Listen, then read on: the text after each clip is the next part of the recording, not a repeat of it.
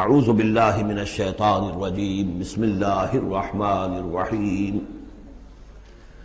سبح للہ ما فی السماوات وما فی الارض وهو العزیز الحکیم یا ایہا الذین آمنوا لم تقولون ما لا تفعلون کبر مقتا عند اللہ ان تقولوا ما لا تفعلون ان اللہ یحب الذین یقاتلون فی سبیلہ صفا کأنہم بنیان مرصوص صدق اللہ العظیم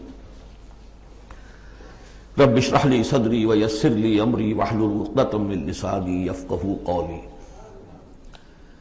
اللہم ربنا الہمنا رشدنا واعذنا من شرور انفسنا اللہم ارنا الحق حقا وارزقنا اتباعہ وارنا الباطل باطلا وارزقنا اجتنابہ اللہم وفقنا لما تحب وترضى اللہم ربنا آنس وحشتنا فی قبورنا وارحمنا بالقرآن العظیم اللہم اجعلہ لنا اماما ونورا وہدا ورحمہ اللہم ذکرنا منہ ما نسینا وعلمنا منہ ما جہلنا وارزقنا تلاوته آناء الليل وآناء النهار واجعله لنا حجة يا رب العالمین آمین۔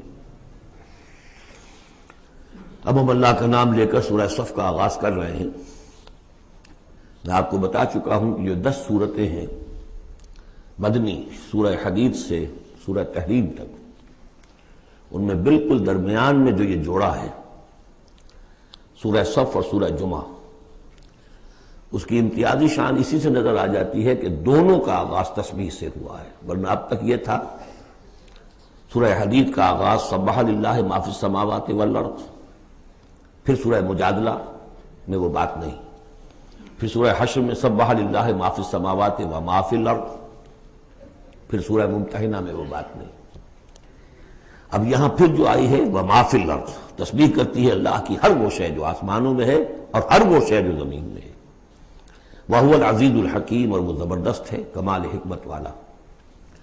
لیکن اس کے فوراً بعد سورہ جمعہ ہے، وہ ہے يُسَبِّحُ لِلَّهِ مَا فِي السَّمَاوَاتِ وَمَا فِي الْأَرْضِ، تو اس میں جوڑے ہونے کی نسبت بہت نمایاں ہو گئی، مشابہت بھی ہے، تسبیح دونوں کا آغاز ہو رہا ہے، پھر تکمیل ہو رہی ہے۔ میں نے بتایا تھا کہ نسبت زوجیت میں کسی مقصد کے لیے جنس جو ہیں دو، وہ کسی اعلیٰ تر مقصد کے لیے ان کے اندر ریسیپروکل نسبت رکھی جاتی ہے۔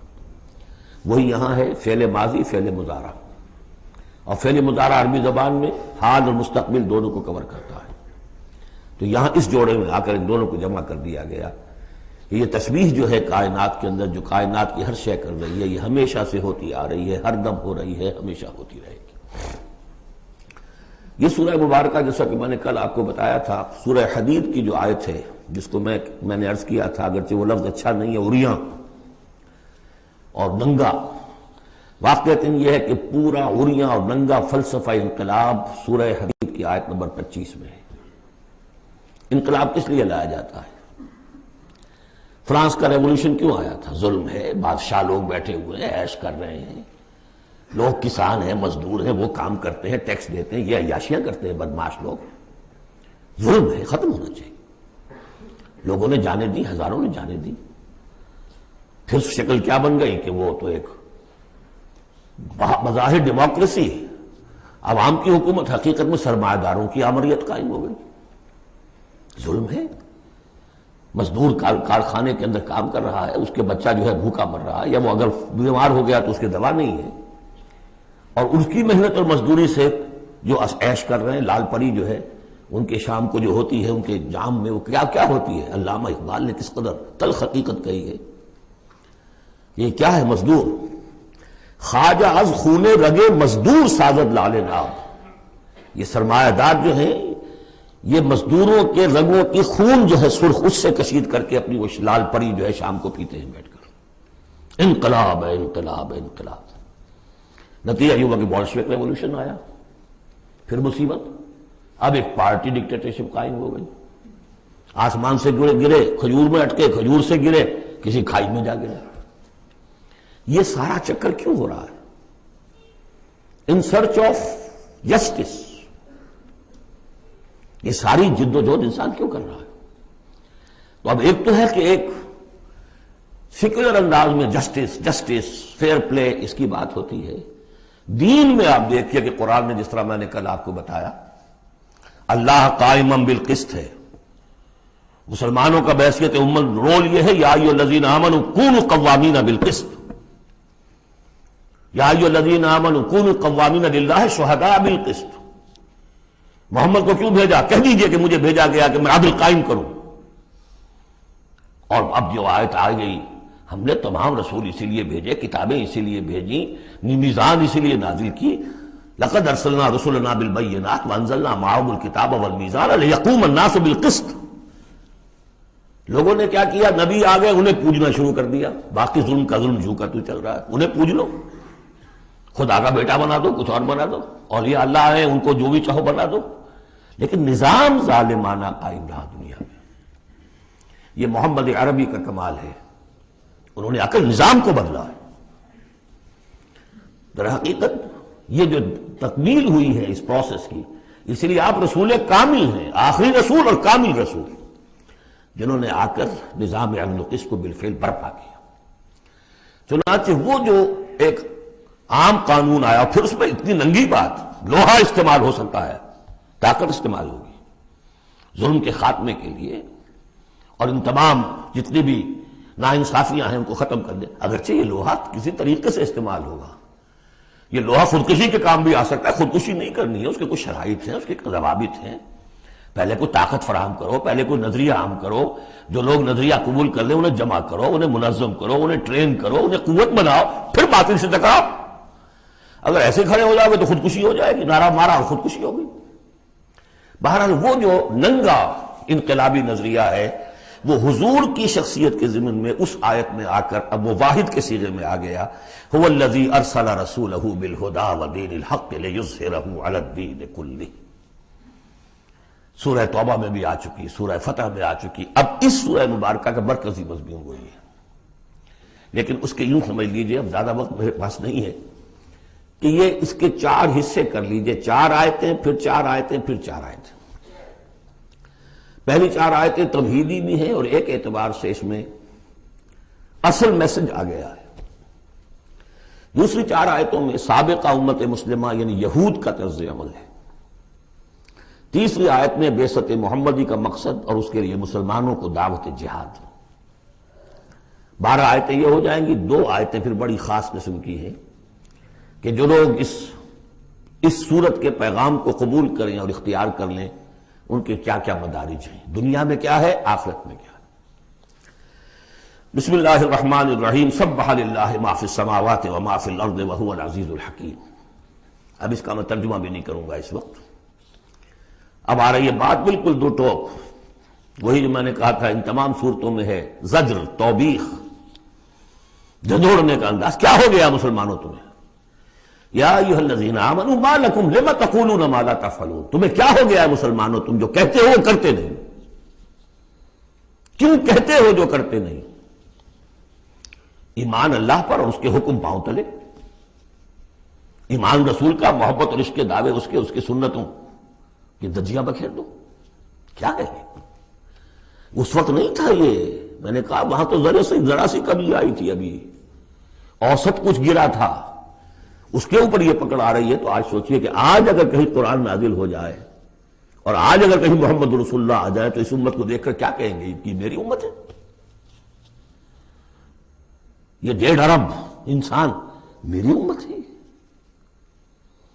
لم تقولون ما لا تفعلون کبر مقتا عند اللہ ان تقولوا ما لا تفعلون. بڑی شدید بیزاری کی بات ہے اللہ کے نزدیک کہ تم کہو جو کرتے نہیں. اب بتائیے اس سے بڑی زجر و توبیخ کیا ہوگی؟ اچھا معلوم ہوتا ہے کہ شاید کچھ لوگوں نے محبت رسول کے دعوے کیے ہوں گے. جاننا چاہتے ہو اللہ کو کون محبوب ہیں؟ ان اللہ یحب الذین یقاتلون فی سبیلہ صفا کانہم بنیان مرصوص. اللہ کو تو محبوب ہیں اپنے وہ بندے جو صفیں باندھ کر، اور صفیں بھی ایسی بنیان مرصوص. آج کل کا تصور کیجئے، ری انفورسڈ کانکریٹ والز جو بڑے بڑے ڈیمز کی بنائی جاتی ہیں. اس زمانے میں بھی تھا. چنائی کر کے پھر تانبا اس کے اندر جو ہے وہ پگھلا کر، جو ہم دیکھ آئے ہیں ذوالقرنین کے معاملے میں، آتونی افرغ علیہ قطرہ، اب وہ جو ہے وہ فورٹیفائڈ ایسی صفیں. آج ایک صاحب نے توجہ دلائی، اسی کا عکس ہونا چاہیے ہماری جب نماز کے اندر صف بندی ہوتی ہے، کوئی خلا نہیں ہونا چاہیے. حضور نے فرمایا کہ شیطان کھڑا ہوتا ہے بیچ میں، پھر کندھے سے کندھا ملا ہونا چاہیے، لیکن ہمارے ہاں اس کا کوئی اہتمام نہیں ہوتا. ہمارے ہاں اہل حدیث حضرات کو اہتمام کرتے ہیں، انہوں نے کہیں اور چکر چلا دیے، وہ ٹانگیں بھی اتنی چوڑی کریں گے کہ پھر دوسرے آدمی کو سخت کوفت ہو جائے، اور پھر پاؤں پہ پاؤں ماریں گے، کچھ کریں گے، وہ ان کی اپنی شدت ہے. لیکن یہ ہے کہ کندھے سے کندھا ملنا اور پاؤں کے محاذات ایک ہونے چاہیے، آگے پیچھے نہ ہو. بہرحال یہ ضرورت ہے، اس کی ائمہ کو بھی کرنی چاہیے کوئی نہ کوئی توجہ. تو یہ اصل میں سمم بونم ایک اصطلاح ہے فلسفے کی، کہ ہر فلسفہ اخلاق میں ایک تصور ہوتا ہے خیر اعلیٰ، the highest good, highest virtue کیا ہے. آپ ایک فلسفہ دیتے ہیں اخلاق کا، اس کی روح سے سب سے بڑی نیکی کون سی ہے، تو جان لیجئے اسلام میں سمم بونم، اسلام کے خیر اعلیٰ قتال فی سبیل اللہ ہے. ان اللہ یحب الذین یقاتلون فی سبیلہ صفا کانہم بنیان مرصوص. اب سوچ لو، دیکھ لو، سوچ سمجھ کے قدم رکھو، جس کو ہو جان و دل عزیز اس کی گلی میں جائے کیوں. اس راستے پر آنا ہے تو یہ سمم بونم ہے. یہ 4 آیتیں ہو گئیں تمہید کی. 4 آیتیں ہیں. اب بنی اسرائیل نے کیا کیا اللہ کے جلیل قدر پیغمبروں کے ساتھ. وَإِذْ قَالَ مُوسَىٰ لِقَوْمِهِ يَا قَوْمِ لِمَ تُؤْذُونَنِي وَقَدْ تَعْلَمُونَ أَنِّي رَسُولُ اللَّهِ إِلَيْكُمْ. یاد کرو جب کہ کہا موسیٰ نے اپنی قوم سے، اے میری قوم کے لوگوں کیوں مجھے ایذا دے رہے ہو، کوفت پہنچا رہے ہو، تکلیف دے رہے ہو. وَقَدْ تَعْلَمُونَ أَنِّي رَسُولُ اللَّهِ إِلَيْكُمْ، جبکہ تم جانتے ہو میں اللہ کا رسول ہوں. میرے نزدیک یہاں رسول بمانی نبی کے ہے. حضرت موسیٰ بنی اسرائیل کے لیے نبی تھے، رسول نہیں. رسول تھے الی فرعون. جہاں کہیں ذکر آیا بحیثیت رسول الی فرعون وملئہ، الی فرعون وملئہ، الی فرعون وملئہ، کیونکہ رسول کے بعد قاعدہ یہ ہوتا ہے کہ پھر رسول کی بات نہ مانے تو قوم ہلاک کی جاتی. حضرت موسیٰ کی بات نہیں مانی، 4 کے سوا ہلاک نہیں کی گئے. تو حضرت موسیٰ کی حیثیت بنی اسرائیل کے لیے نبی کی ہے، لیکن آل فرعون کے لیے وہ رسول تھے. مانو مجھے اور میرے ساتھ واپس کرو ان کو، بنی اسرائیل کو. وَقَدْ تَعْلَمُونَ أَنِّي رَسُولُ اللَّهِ إِلَيْكُمْ، جانتے ہو میں اللہ کا نبی ہوں. فَلَمَّا زَاغُوا، جب وہ کج ہو گئے، ٹیڑھے ہو گئے، أَزَاغَ اللَّهُ قُلُوبَهُمْ، اللہ نے بھی ان کے دلوں کو ٹیڑھا کر دیا. یہ بہت اہم آیت ہے جو قرآن مجید میں جتنی مرتبہ آیا اللہ نے انہیں گمراہ کر دیا، اللہ نے مہر لگا دی. تو کبھی اللہ ابتداءً مہر نہیں لگاتا، پہلے انسان ٹیڑھا خود ہوتا ہے، لیکن جب اس کے ٹیڑھ پن ایک حد تک چلا جاتا ہے، he reaches the point of no return, then Allah puts a seal on his heart. اس کے بعد نہیں آ سکتا. تو جب وہ ٹیڑھے ہو گئے اللہ نے ان کے دلوں کو بھی ٹیڑھا کر دیا. واللہ لا یہدی القوم الفاسقین، اللہ فاسقوں کو زبردستی ہدایت نہیں دیتا. اب اس میں ہم پڑھ چکے ہیں سورہ مائدہ میں، اصل میں وہ ایذا ہے. اللہ کے رسول کو اصل ایذا ذاتی نہیں ہوا کرتی، ہوتی ہے وہ بھی، انسان محسوس کرتا ہے. اور میں بتا چکا ہوں آپ کو سورہ احزاب میں کہ حضور حضرت موسیٰ کے ساتھ بھی اس طرح کا معاملہ کیا، لیکن حضور کے ساتھ بھی کیا. لیکن اصل ایذا جو یہاں ہو رہی قتال کے لفظ کے ذکر کے ساتھ جو آ رہی ہے وہ یہ ہے. اگلا دور ان کا کیا آیا ہے، وَإِذْ قَالَ عِيسَى ابْنُ مَرْيَمَ، دوسرا دور. اب یہ ہے رسول، اصل میں بنی اسرائیل کے لیے رسول بن کر آئے وہ حضرت عیسیٰ. رسولاً الی بنی اسرائیل، سورہ آل عمران کی وہ الفاظ بہت اہم ہیں. وَإِذْ قَالَ عِيسَى ابْنُ مَرْيَمَ يَا بَنِي إِسْرَائِيلَ إِنِّي رَسُولُ اللَّهِ إِلَيْكُمْ. اور جب یاد کرو جب کہ کہا عیسیٰ ابن مریم نے، اے بنی اسرائیل میں اللہ کا رسول ہوں تمہاری طرف.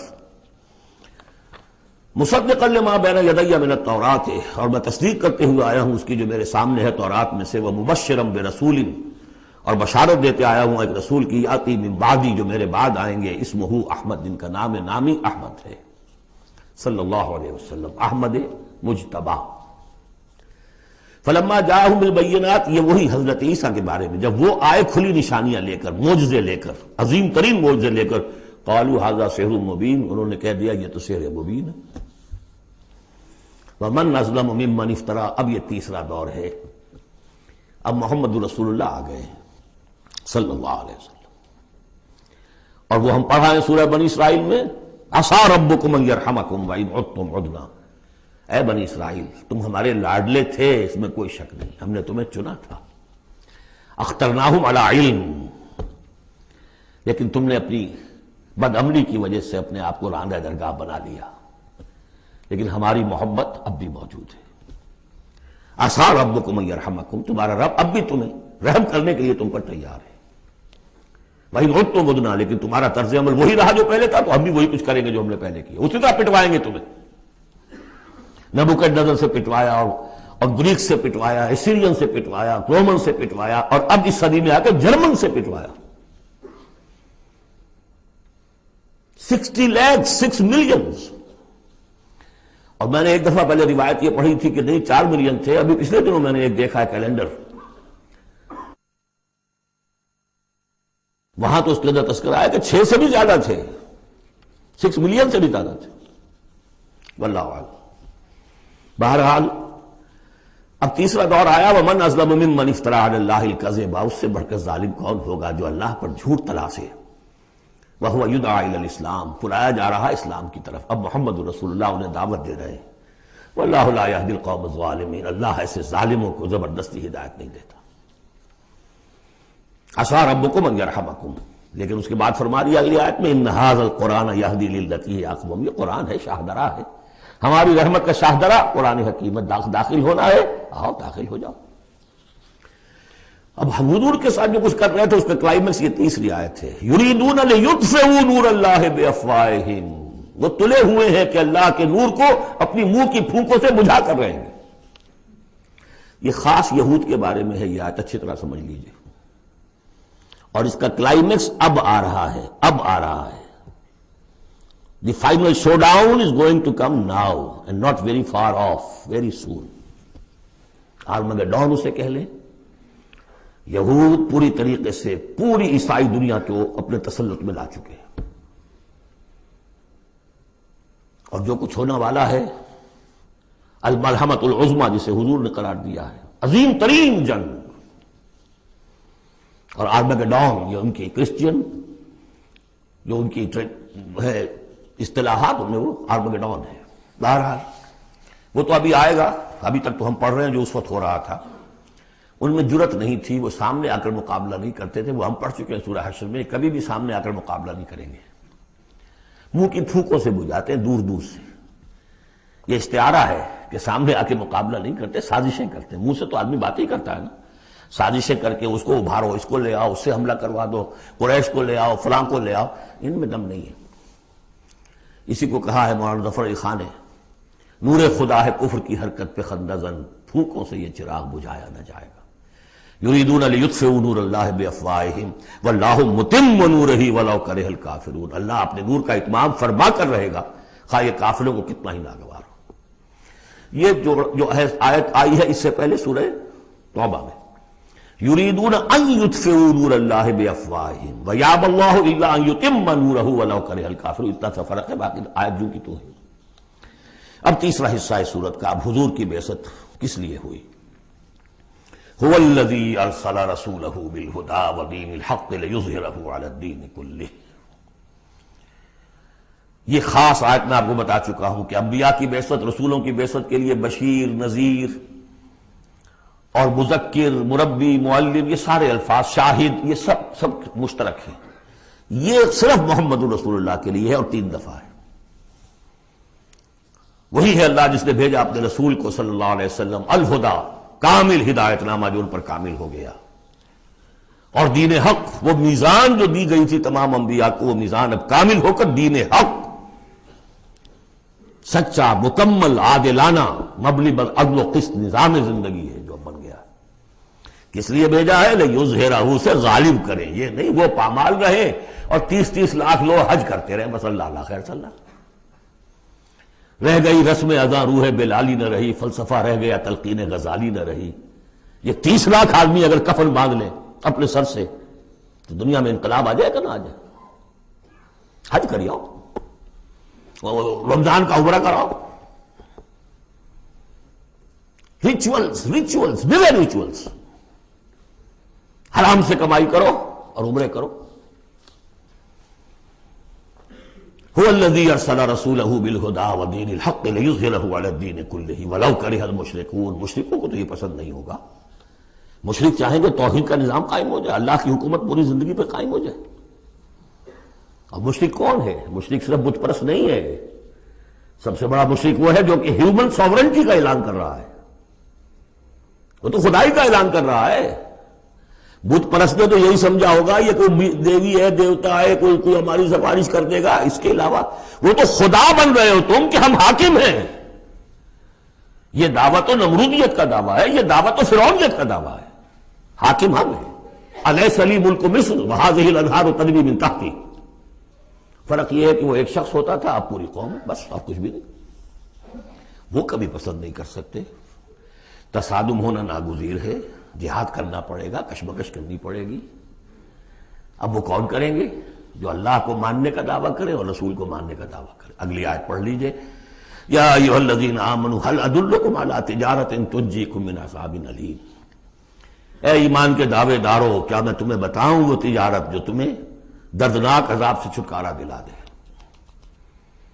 تؤمنون باللہ ورسولہ وتجاہدون فی سبیل اللہ باموالکم وانفسکم. ایمان لاؤ اللہ پر جیسے کہ ایمان لانے کا حق ہے. سورہ نساء میں بھی پڑھ چکے ہم. یا ایھا الذین آمنوا آمنوا باللہ ورسولہ والکتاب الذی نزل علی رسولہ. سورہ حجرات میں ڈیفینیشن مومن کی یہی ہے، انما المؤمنون الذین آمنوا باللہ ورسولہ ثم لم یرتابوا وجاہدوا باموالہم وانفسہم فی سبیل اللہ. تؤمنون باللہ ورسولہ وتجاہدون فی سبیل اللہ باموالکم وانفسکم ذالکم خیر لکم ان کنتم تعلمون یغفر لکم ذنوبکم ویدخلکم جنات تجری من تحتہا الانہار. وہ تمہارے لیے تمہارے گناہ بخش دے گا، تمہیں داخل کرے گا ان باغات میں کہ جن کے نیچے نہریں بہتی ہوں گی، اور ان باغات میں مسکن دے گا. مساکن طیبہ، بہت پیارے، بہت اعلیٰ. فی جنات عدن، ریزیڈینشل گارڈنز میں. ذالک الفوز العظیم، یہی بڑی کامیابی ہے. یہ بہت اہم نکتہ ہے. بندہ مومن کی نگاہ اس کامیابی پر جمی ہونی چاہیے، دنیا کی کامیابی پہ نہیں، دنیا میں دین کی کامیابی پر بھی نہیں. آپ حیران ہوئے کیا کہہ رہا ہے؟ نصب العین صرف آخرت. اگر آپ نے دنیا میں کامیابی کو نصب العین بنا لیا تو گڑبڑ ہو جائے گی. پھر آپ کہیں گے یہ تو صحیح طریقے سے کام نہیں ہو رہا تو ٹیڑھے سے کرو، سیدھی انگلیوں گھی نہیں نکل رہا تو ٹیڑھی کرو، بائی ہوک اور بائی کروک، جیسے کوئی ہاکی کا پلیئر چلتا ہے لے کر کیری کرتا ہے.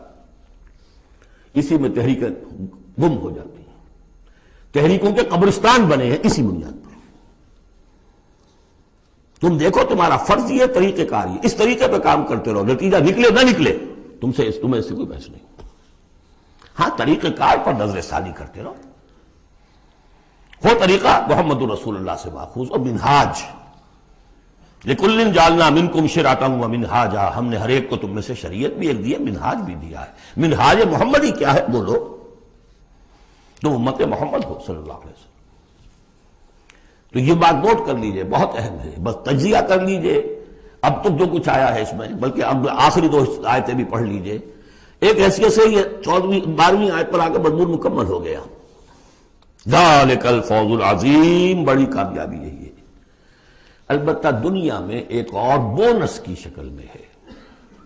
وَأُخْرَىٰ تُحِبُّونَهَا، ایک اور شے جو تمہیں بہت پسند ہے. اللہ کی نگاہوں میں تو اس کی کوئی حیثیت نہیں، اس لیے کہ اللہ کی نگاہ میں تو اگر وہ کرنا ہی چاہے تو دین حق کو غالب کر دے آنے واحد میں. اللہ تو تمہیں دیکھ رہا ہے بس کہ تم نے کتنی کچھ جانفی شانی کی، کہ چونکہ تمہارا امتحان ہے. لیکن تمہاری نگاہوں میں بہرحال انسان ہو تو بربنائے طبع بشری انسان چاہتا ہے کہ جو کچھ ہم کریں اس کا نتیجہ بھی اگر نظر آ جائے تو کیا کہنے. وَأُخْرَىٰ تُحِبُّونَهَا، اور وہ دوسری چیز اور بھی جس کا جو تمہیں پسند ہے، وہ کیا ہے؟ نصر من اللہ وفتح قریب. اب اللہ کی طرف سے مدد آیا چاہتی ہے اور فتح تمہارے قدم چوما چاہتی ہے. لیکن یہ ظاہر بات ہے یہ کب اتری ہے، یہ میں آپ کو بتا چکا ہوں. اس کو سمجھیے سورہ صف کو، سورہ احزاب کا ضمیمہ. وَبَشِّرِ الْمُؤْمِنِينَ، یہی الفاظ آئے ہیں. اور اے نبی اس کی بشارت دے دیجئے اہل ایمان کو. قول میں حضور کا آپ کو سنا چکا ہوں. آپ نے فرما دیا تھا غزوہ احزاب کے بعد لن تغزوکم قریش بعد عامکم ھذا، اے مسلمانوں اب اس سال کے بعد قریش تم پر چڑھ کر نہیں آ سکتے، ایگزاسٹ ہو چکے ہیں۔ وَلَٰكِنَّكُمْ تَغْزُونَهُمْ، اب تمہاری طرف سے انیشیٹو ہوگا، اور وہ انیشیٹو تھا کہ جو عمرے کے سفر کی نیت سے آپ نے کیا، صلح حدیبیہ ہو گئی اور اِنَّا فَتَحْنَا لَكَ فَتْحًا مُبِينًا کی آیت اتر گئی۔ اور دوسری چیز آخرت میں یا ایک روحانی جو مقام تمہیں اس سے حاصل ہوگا، تم اللہ کے مددگار کا قرار پاؤ گے، اس سے اونچا کوئی مقام ہو سکتا ہے؟ یا ایھا الذین آمنوا کونوا انصار اللہ، اگر تم اللہ کے دین کا جھنڈا اٹھانے کے لیے اپنی جانیں لگا رہے ہو تو کس کے مددگار ہو؟ اللہ کا دین ہے، جھنڈا اس کا ہے، اور یہ فرض منصبی اصل تھا محمد کا، تو ان کی بھی مدد ہے۔ من انصاری اللہ آگے آ جائے گا۔ اہل ایمان اللہ کے مددگار بنو، کما قال عیسی ابن مریم للحواریین، جیسے کہ کہا تھا عیسیٰ ابن مریم نے اپنے حواریین سے، من انصاری اللہ، کون ہے میرا مددگار اللہ کی راہ میں۔ دیکھیے جیسے بیعت کی نسبتیں آئی تھیں دو، بیعت حضور سے، بے اللہ سے، لہذا تیسرا ہاتھ اللہ، وہی مسئلہ یہ ہے، نصرت اللہ کی، لیکن میری نصرت اللہ کی طرف۔ اللہ کی نصرت کیسے کرو گے؟ میری نصرت کرو اللہ کے راستے میں، محمد رسول اللہ والذین معہ۔ اب بھی طریقہ جو فطری ہے وہ یہی ہے، جس کو بھی اللہ ہمت دے دے وہ کھڑا ہو۔ میں نے تو یکسو ہو کے فیصلہ کر لیا، میں نے تو اب اسی کے لیے جینا، اسی کے لیے مرنا ہے، آؤ بھائی کون میرے ساتھ آتا ہے؟ میں انصاری اللہ، میں تو چل رہا ہوں، وہ ساتھی ملے گا تب بھی چلوں گا، نہیں ملے گا تب بھی چلوں گا۔ اب کون میرے ساتھ آتا ہے؟ من انصاری اللہ، جو ہاتھ میں ہاتھ دے وہ اس کا ساتھی ہے۔ اذ قال عیسی ابن مریم للحواریین من انصاری اللہ قال الحواریون نحن انصار اللہ۔ اگرچہ وہ مددگار تھے حضرت عیسیٰ کے، حقیقت میں تھے اللہ کے، بظاہر عیسیٰ کے، حقیقت اللہ کے۔ فآمنت طائفۃ من بنی اسرائیل، تو بنی اسرائیل دو گروہ میں تقسیم ہو گئے، ایک وہ جو ایمان لے آیا اور ایک وہ جو کفر پر اڑا رہا۔ وکفرت طائفہ فأیدنا الذین آمنوا علی عدوہم، تو ہم نے مدد کی ان کی جو ایمان لائے تھے ان کے خلاف، کہ جنہوں نے کفر کیا تھا ان کے دشمنوں کے خلاف، فاصبحوا ظاہرین، بالآخر وہی کامیاب ہوئے۔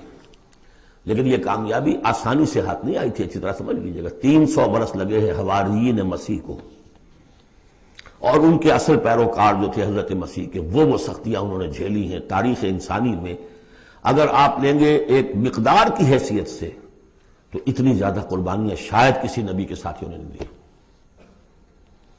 ایک ہے چیز جو ہے وہ سمٹ کر آ گئی ہو تھوڑے سے وقت میں، وہ ہے حضور کا معاملہ، کہ حضور کا اور آپ کے ساتھیوں کا۔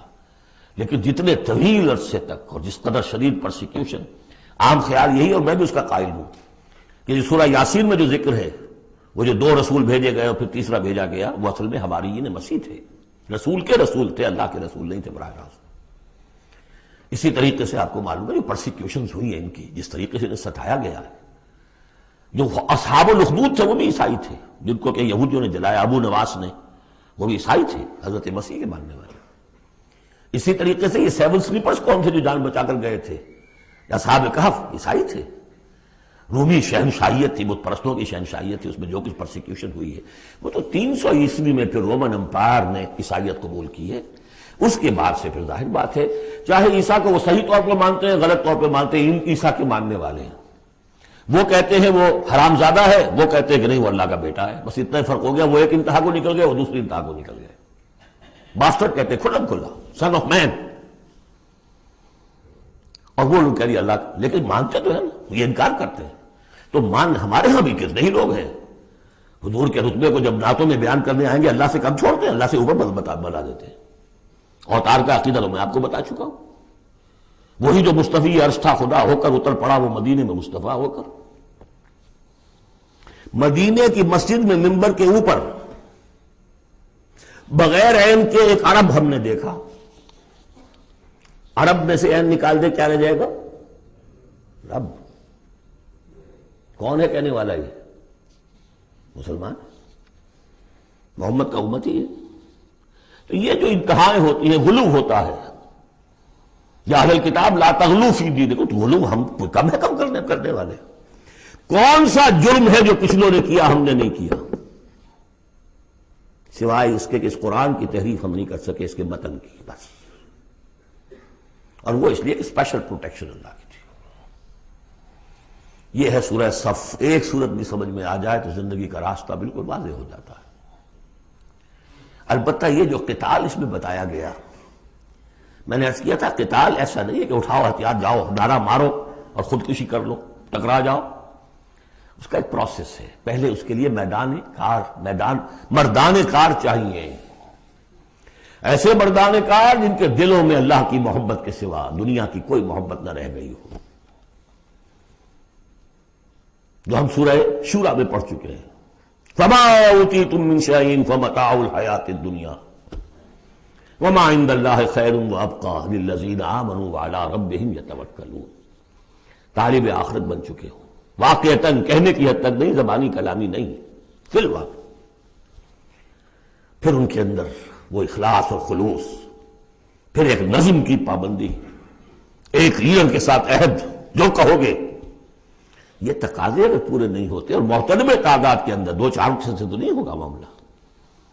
4 کا ہوتا معاملہ تو حضرت موسیٰ کے ساتھ بھی تھے، 3-4 تو اور 150 تو اور بھی شاید نکل ہی آتے، کوئی ذرا اور محنت کرتے، لیکن نہیں، معتدل تعداد، ریکوزٹ نمبر. لہذا اس کو تیار کرنے کے لیے کیا طریقہ کار ہے؟ یوں سمجھیے کہ منہج انقلاب محمدی کے 2 حصے ہیں. اوپر کا حصہ ٹکراؤ، تصادم، وہ سب کو معلوم ہے. غزوہ بدر، غزوہ احد، غزوہ احزاب، فلاں کس کو نہیں معلوم. لیکن اکبر الآبادی کا بڑا پیارا شعر ہے، خدا کے کام دیکھو بعد کیا ہے اور کیا پہلے، نظر آتا ہے مجھ کو بدر سے غار حرا پہلے. کہانیاں تھیں، جو سوچ و بچار تھا. پھر اس نے 12 برس تک مکے میں جو دعوت، تبلیغ، تربیت، تزکیہ، تعلیم، تنظیم، یہ کام کیا ہے. یہ ہے جس کا نتیجہ سامنے نظر آتا ہے. چاہے تمہارے جسم کے ٹکڑے اڑا دیں، تم نے ہاتھ نہیں اٹھانا. یہ ارادہ آسان کام ہے کوئی؟ بلی کو بھی آپ گھیر لیں اگر کسی کونے میں تو وہ آپ پر حملہ کر دے گی. ڈیسپریٹ آدمی 2-3 کو مار کر مرے گا، ایسے نہیں مر سکتا آدمی. آدمی بڑی شے ہے، لیکن اجازت نہیں ہے.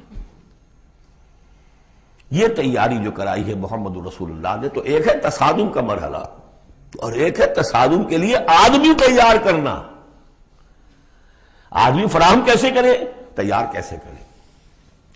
اس کو میں نے قرار دیا ہے منہج انقلاب نبوی کی اساسی منہاج. ایک ہے تکمیلی منہاج، تصادم، ٹکراؤ، جنگ. اساسی منہاج ہے how to procure proper people, procurement of people and then their training. یہ ہے مسئلہ، اور اس کا مرکز و محور قرآن ہے. اگلی سورہ سورہ جمعہ اسی سے بحث کر رہی ہے. یوں سمجھ لیجئے کہ بعثت محمدی کا مقصد، اس کے لیے تصادم کے مراحل یہ سورہ صف میں، لیکن اس کے لیے مردان کار کی تیاری کا عمل سورہ جمعہ.